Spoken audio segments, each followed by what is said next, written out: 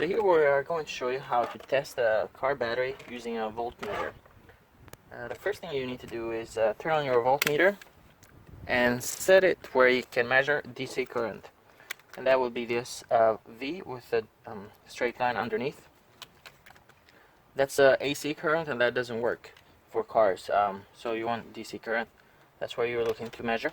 Some multimeters have a automatic range, and this right now is on auto, but there's other multimeters where you will have to manually select the range. Right here we have a couple of multimeters where you just manually set the gauge at 20 volts, and right here we have another one, and it's the same thing. You'll set it to DC current, DC voltage, and then select range to either select 20 or auto. So once you do that, the next step would be to connect the leads. And you connect the black one on COM, and right here we're gonna collect the red line, the red probe. As you can see right now, that's showing really small values, like 1.2 millivolts. So you don't worry about that. That's just static. Next, what we'll do is we'll connect the negative, and then we'll connect the positive on the positive terminal.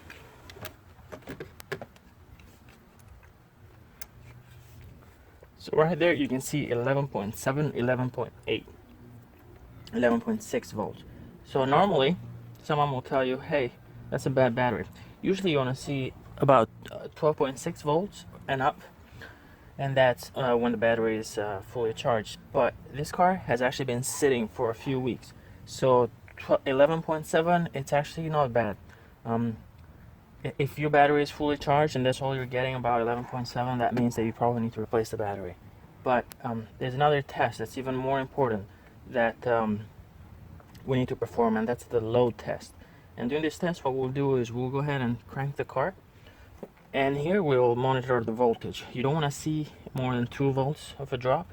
So hopefully, in this case, hopefully we're not going to see anything under 10 or 9.5 volts, because that measures the cranking, cold cranking amps, and that's the most important part. And this battery, if you charge it fully, it should stay at over 12.6 volts.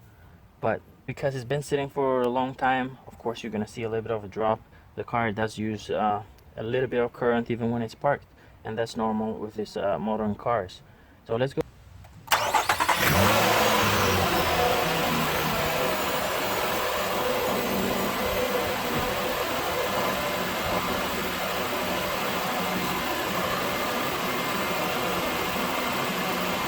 So here, once the car starts, of course you're gonna see anywhere between 13.7 and 14.5 volts, because the alternator is generating all that current, and it's actually charging the battery in this case.